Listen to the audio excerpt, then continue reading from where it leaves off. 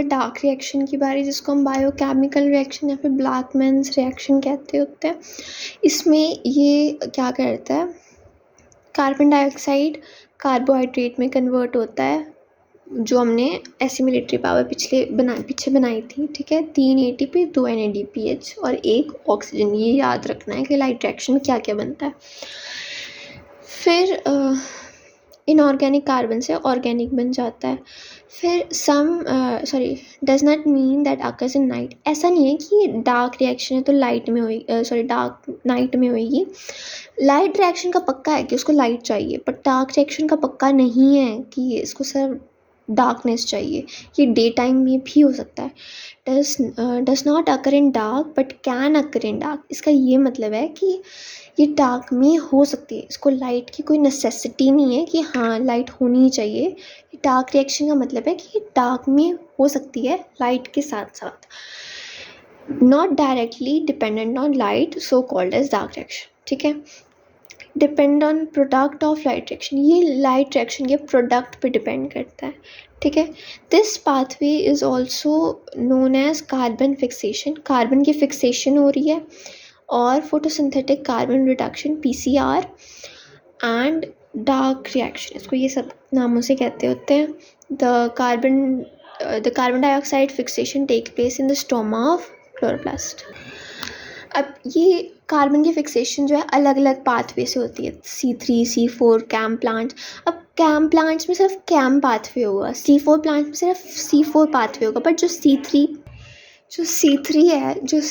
Calvin cycle है वो इन दोनों में ही भी होगी। मतलब C3 साइकिल हर तरह के प्लांट में होगी, C4 और कैम पाथवे जो है हर तरह के इसमें नहीं होगा। ये C3 साइकिल की जनरल इंट्रोडक्शन है कि कैसे कैसे हुआ था।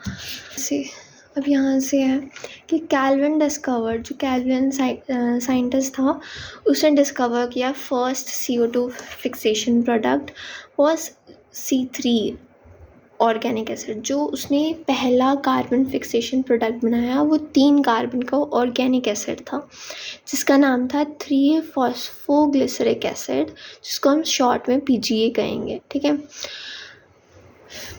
क्या था ये? फर्स्ट प्रोडक्ट था, ना कि फर्स्ट एक्सेप्टर। कंफ्यूज मत होना, पहला प्रोडक्ट जो C3 था 3 कार्बन का, जो C3 ऑर्गेनिक एसिड था जिसका नाम था 3-PGA, ठीक है।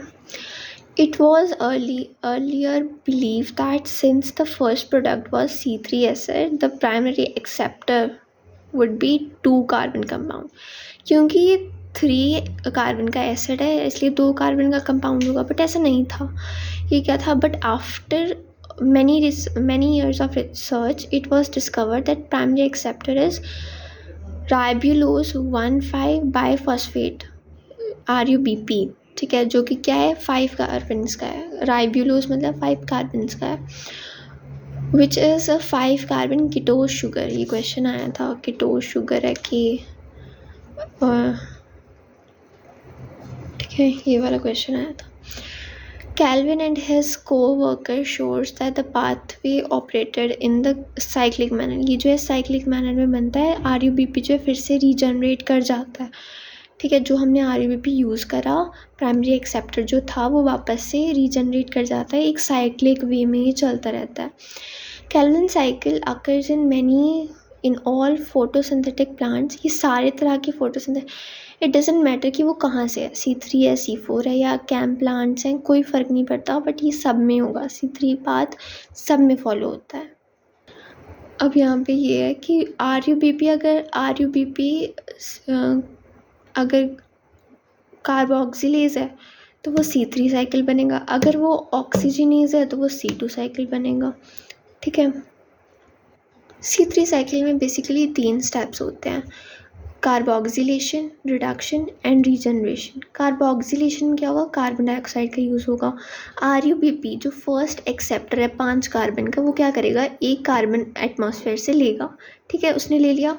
उसके बाद RUBP कोएंजाइम कार्बोक्सिलेज क्या करेगा? 3 PGA 2 मॉलिक्यूल बनाएगा, 3 PGA का। सबसे पहले क्या हुआ? प्राइमरी एक्सेप्टर ने जो 5 कार्बन का RUBP था उसने 1 कार्बन डाइऑक्साइड ली एटमॉस्फेयर से, फिर 3 PGA बना दिए 3-3 कार्बन के 2 मॉलिक्यूल्स। फिर उसके बाद रिडक्शन होएगी। रिडक्शन में क्या होगा कि जो 3PGA एक एक ATP यूज़ करेंगे, ना कि बनाएंगे। क्या करेंगे? यूज़ करेंगे। 2 ATP यूज़ होगी, 1,3-डाई-PGA बनेंगे, 1,3-डाई-PGA बनेंगे 2 मॉलिक्यूल। फिर उसमें 2 NADPH2 फिर से यूज़ होंगे। फिर उसके बाद ट्रायोस फॉस्फेट बनेगा। क्या बनेगा? Triose phosphate. कैसे? सबसे पहले 5 कार्बन ने एक लिया, 3PGA ने 2 ATP 2 NADPH लिए, ट्रायोस फॉस्फेट। फिर रीजनरेशन, जो हमारे पास RUBP था इसका रीजनरेशन होगा। कैसे? जो हमारे पास ट्रायोस फॉस्फेट 2 थे, वो मिलकर क्या बनाएंगे? राइबोलोज मोनोफॉस्फेट। ठीक है, दोनों मिलकर क्या बनाएंगे? राइबोलोज मोनोफॉस्फेट। ये एक और ATP लेगा जिससे क्या बनेगा? RUBP, जो वापस से क्या बना देगा? RUBP।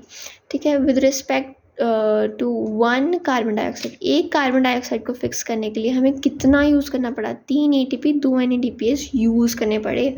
ठीक है, अब से 3 ATP 2 NADPH हमने कहाँ बनाए थे? एक लाइट रिएक्शन में बनाए थे। तो वो एक लाइट रिएक्शन पूरी यूज़ कहाँ हो जाती है? C3 साइकिल में। कैसे? कार्बोक्सिलेशन, कार्बन डाइऑक्साइड एटमॉस्फेयर से ली, 3PGA बने 2 बार। फिर उस पर रिडक्शन होगी, ट्रायोस फॉस्फेट 2 बनेंगे। फिर मोनोफॉस्फेट जब एक और ATP यूज़ करेगा तो वो क्या बनाएगा? रीजनरेशन करेगा किसकी? RUBP की। ठीक है, और जो ट्रायोस फॉस्फेट होता है ये शुगर, स्टार्च, ऑर्गेनिक होता है। ठीक है, उसके बाद for the synthesis of 1 molecule of glucose, एक मॉलिक्यूल ऑफ ग्लूकोज के लिए Calvin cycle must be rotated 6 times. क्योंकि एक कार्बन डाइऑक्साइड को अगर वो 3 ATP 2 NADPH से बना रहा है तो 6 कार्बन मॉलिक्यूल यानी कि ग्लूकोज के लिए वो 6 बार रोटेट होगा। तो उसके लिए कितना होगा? 12 NADPH एंड 18 ATP यूज़ होंगे। ठीक है, ये चीज़ भी याद करनी है। C2 साइकिल वैसे तो NCERT में भी नहीं है ये, बट फिर भी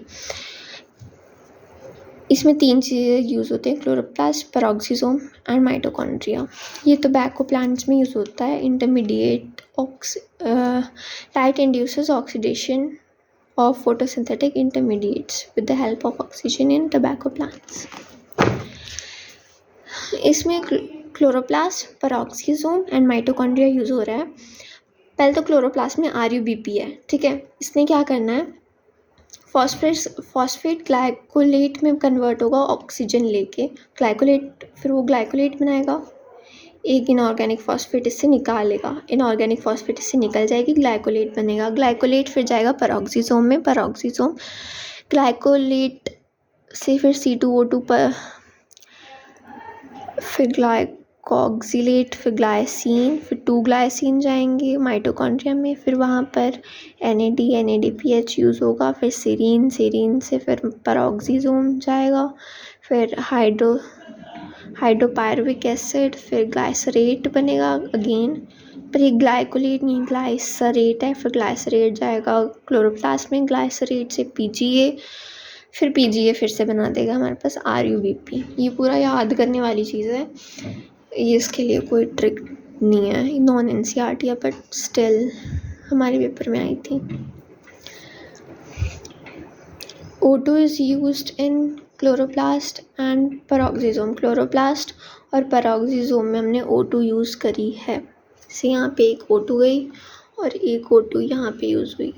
ठीक है, ग्लाइसिन इज 2 कार्बन कंपाउंड, और जो ग्लाइसिन हमारे पास बना है ये वो 2 कार्बन का कंपाउंड है। ठीक है, 2 ग्लाइसिन से 1 सेरीन बनेगा, 2 ग्लाइसिन से 1 सेरीन बनेगा और 1 कार्बन फ्री छूट जाएगा। अब इसमें हम कार्बन फिक्सेशन कर रहे थे और यहाँ पे तो हम कार्बन को फ्री छोड़ रहे हैं, तो ये तो बिल्कुल वेस्ट साइकिल होती है बेसिकली। इसमें लॉस ही लॉस है, 25% तो लॉस होता है, तो इसलिए वेस्टफुल प्रोसेस है। C2 साइकिल होता ही नहीं है मोस्ट ऑफ प्लांट्स में। ठीक है, C3 साइकिल होता है।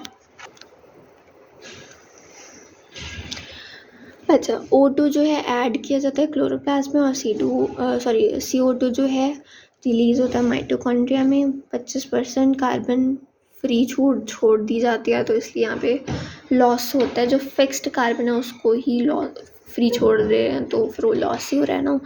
It is wasteful process for the fixation of carbon is release as free. फिर उसके बाद C4 साइकिल C4 प्लांट्स में होता है। अब जो C4 प्लांट्स है वो कैसे होते हैं बेसिकली, वो काफ़ी ज़्यादा ड्राई कंडीशन मतलब ड्राई ट्रॉपिकल एरियाज़ में होते हैं जहाँ पे लाइट की इंटेंसिटी बहुत ज़्यादा होती है, जैसे शुगर केन, सॉर ब्लॉसम, मेज़, ये सारी, ठीक है।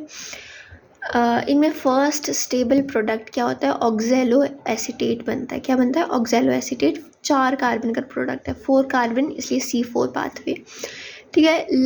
इनकी सेल लीफ की एनाटॉमी कैसी होती है, क्नेज एनाटॉमी, जैसे कि एक हार होता है फूलों का, लाइक जैसे द सर्कल ऑफ फ्लावर्स, जैसे ऐसे होता है ना, वैसे इनकी लीफ की एनाटॉमी होती है। मतलब मीजोफिल जो है अनडिफ्रेंशिएटेड होता है, इनका मीजोफिल अनडिफ्रेंशिएटेड होता है in concentrics layers around vascular bundle होगा, मतलब जाइलम फ्लोएम एक साथ होंगे, उसके आसपास ऐसे ही पड़ा होगा कंसेंट्रिक सर्कल्स में, ठीक है।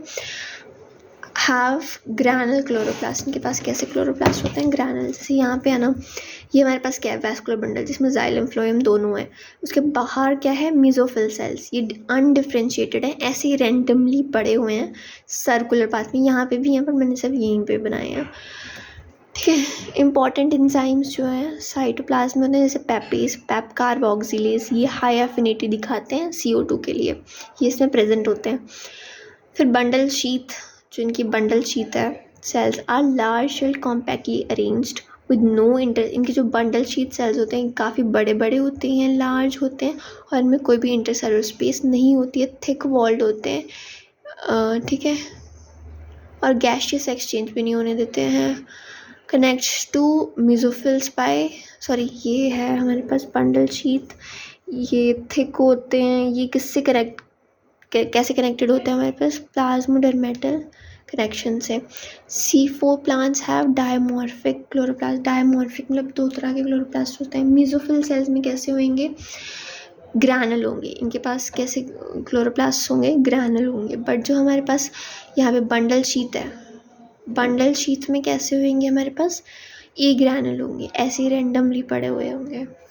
अभी थोड़ा सा ऐसे है कि मीजोफिल में PS1 होगी, बंडल शीथ में भी होगा PS2, ये हमने सिंपली, अब जहाँ पे PS1 PS2 है वहाँ पे तो लाइट रिएक्शन होगी, डार्क रिएक्शन और RUBP ये सब मीजोफिल्स में नहीं होगा, बंडल शीथ में ये सब कुछ होगा, ठीक है। और इसमें अगर PS2 नहीं है तो वाटर स्प्लिट, ऑक्सीजन की इन्वॉल्व, ये सब कुछ नहीं होगा, NADPH नहीं बनेगा, ये सब यहाँ पे होता है, ठीक है। मीजोफिल्स में अगर हम कोऑपरेटिव फोटोसिंथेसिस की बात करें C4 में, तो मीजोफिल में लाइट रिएक्शन होगी, बंडल शीथ में डार्क रिएक्शन होगी। और मीजोफिल सेल, ये ही याद रखना बेसिकली, ये वाला रहने देना। यहाँ पे मीजोफिल्स में लाइट रिएक्शन और बंडल शीथ में डार्क रिएक्शन। मीजोफिल में O2 इवॉल्व होगा क्योंकि लाइट रिएक्शन में O2 इवॉल्व होता है, दोनों सिस्टम प्रेजेंट होते हैं। बंडल शीथ में CO2 फिक्सेशन होगी क्योंकि डार्क रिएक्शन है, ठीक है। Light reaction and dark reactions are separated by space, ठीक है, डिफरेंट सेल्स प्रेजेंट होते हैं। अब ये भी C4 प्लांट का स्ट्रक्चर है। एटमॉस्फेयर से ऑक्सीजन ली, किसने ली, HCO3 ने ली, PEP3 कार्बन का था, पेपेज ने क्या किया, उसको फिक्स करा C4 एसिड में, फिर वो ट्रांसपोर्ट हो जाएगी किसको, प्लाज्मोडर्मेटा कनेक्शन है। ये देखो मीजोफिल सेल से सबसे पहले, ये हमारे पास बंडल शीथ का सेल है, ये हमारे पास मीजोफिल का सेल है। मीजोफिल सेल में हमारे पास HCO3 नेगेटिव हमारे पास ऐसे पड़ा हुआ था, पेपेज भी पड़ा था, पेप भी पड़ा था। इन्होंने क्या किया, कार्बन को फिक्स करा, पेपेज की हेल्प से कार्बन को फिक्स करा, फिर C4 एसिड बन गया। C4 एसिड किसके पास गया, हमारे पास बंडल शीथ के सेल्स के पास। बंडल शीथ ने C4 एसिड की डीकार्बोक्सिलेशन मतलब कार्बनिक निकाला, C3 एसिड बना दिया, C4 एसिड से C3 एसिड बनाया। अब C3 एसिड है तो कौन सा साइकिल करेगा, कैल्विन साइकिल, जो हमने सबसे पहले पढ़ा। जैसे C3 साइकिल करेगा कार्बन फिक्स हो जाएगी, इसमें हमने पढ़ी कितने ATP, 3 ATP 2 NADPH लेके वो कार्बन को फिक्स कर देता होता है, एक कार्बन को, वो सब कुछ पैप बनते हैं, थ्री पैप 2 बार बनते हैं। फिर उसके बाद हमने पढ़ा, उसके बाद वो ट्रायोस फॉस्फेट बनाएंगे, ट्रायोस फॉस्फेट टूटते हैं, फिर से RBP, तो वो C3 साइकिल यहाँ पे भी होगा। फिर उसके बाद जो भी बनेगा C3 साइकिल का, जो C3 एसिड बनेगा वो उसके बाद हमारे पास रीजनरेशन के लिए जाएगा और वो क्या बनेगा, पैप, और वो रिक्रिएट हो जाएगा, ठीक है। स्टोमेटा ओपन है एंड CO2, जैसे स्टोमेटा ओपन होगा CO2 अंदर आ जाएगी और CO2 एंड वाटर H2CO3 बना देंगे, और जब वो टूटेगा तो H positive and CO3 negative बन जाते होते हैं। ठीक है, मतलब जैसे स्टोमेटा ओपन हुआ तो इसमें क्या होगा, CO2 एंटर करेगी, H2O है अंदर, है ना, उसने क्या करना है, H2CO3 बनेगा, फिर वो टूटेगा तो ये वाला पार्ट बन जाएगा और H पॉजिटिव रिलीज हो जाएंगे। वैसे ये सब कुछ होता है। फिर उसके बाद मेसोफिल सेल्स में, जो हमारे पास मेसोफिल सेल्स हैं, इसके पास पैप भी होएगा विच कन्वर्ट C3, पैप को कार्बन लेगा C3 पैप से, पैपेज OA एक ऑक्जेलो एसिड C4 एसिड बनाएगा, ऑक्जेलो एसिटेट। ठीक है, प्राइमरी एक्सेप्टर C3 पैप होएगा, प्राइमरी एक्सेप्टर C3 पैप है, और फर्स्ट प्रोडक्ट क्या है, C4 एसिड, जैसे कि ऑक्जेलो एसिटेट। साइट कहाँ है, साइटोप्लाज्म ऑफ मेसोफिल सेल्स। तो कहाँ पे बनेगा ऑक्जेलो एसिटेट, मतलब प्राइमरी प्रोडक्ट मेसोफिल सेल्स में, प्राइमरी एक्सेप्टर कौन है, पैप, जो कहाँ पे, मेसोफिल सेल्स में। बेसिकली होगा क्या कि C3 कार्बन का जो पैप है वो क्या करेगा, इसको लेगा, एक्सेप्टर है तो लेगा, है ना, HCO3 नेगेटिव और पैप एस की प्रेजेंस में ये ऑक्जेलो एसिटेट बनाएगा, फर्स्ट C4 कार्बन कंपाउंड जो हमारे पास बनेगा ऑक्जेलो एसिटेट। उसके बाद उसे NADPH H पॉजिटिव रिलीज होंगे, NADP बन जाएगा, माल्ट C4 एसिड है, ये भी C4 एसिड हमने पढ़ा, C4 एसिड जाएगा C3 एसिड में बनेगा और फिर ऊपर जाएगा। C4 acid as a malt नीचे जाता है, माल्ट की फॉर्म में वो बंडल शीट में जाएगा। फिर जैसे ही जाएगा तो डीकार्बोक्सिलेशन होएगी, वही हमने पीछे पढ़ा, कार्बन निकलेगा। फिर जब कार्बन निकलेगा तो C3 होएगा, पायरुवेट, यहाँ पे C3 जो भी हमारा कार्बन जैसे बनता है RUBP से C3 साइकिल होएगा, शुगर बनेगी, ये यूज़ होएंगे 3 ATP एंड 2 NADPH यूज़ होंगे, एक कार्बन फिक्स होगा।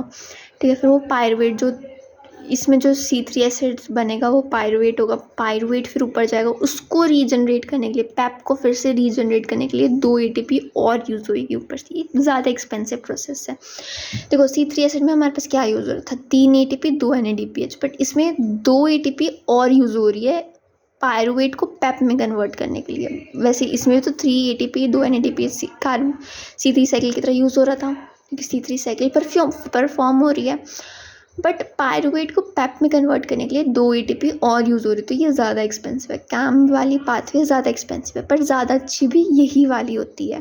ठीक है, और जो C3 एसिड वाली है, C3 साइकिल, उसमें कम है, चीप है, बट इतनी भी अच्छी नहीं है, बट होती सब में। ठीक है, और ये इसके वही सब लिखा हुआ है जो मैंने ऊपर पढ़ाया। अब इसमें टोटल क्या यूज़ हो, कैंप वाले में यानी कि C4 पाथवे में 3 कैंप नहीं, सॉरी, मैंने जहाँ पे भी कैंप बोला, इट्स C4 पाथवे, वहाँ पे 5 ATP 2 NADPH यूज़ हो रहा है। बट अगर हम C3 की बात करें, C3 साइकिल की बात करें, तो वहाँ पे 3 ATP 2 NADPH यूज़ होते हैं, यहाँ पे 2 एक्स्ट्रा हो रहे हैं, क्योंकि पायरुवेट से पैप में कन्वर्ट करने के लिए। वही सब यहाँ पे लिखा हुआ है।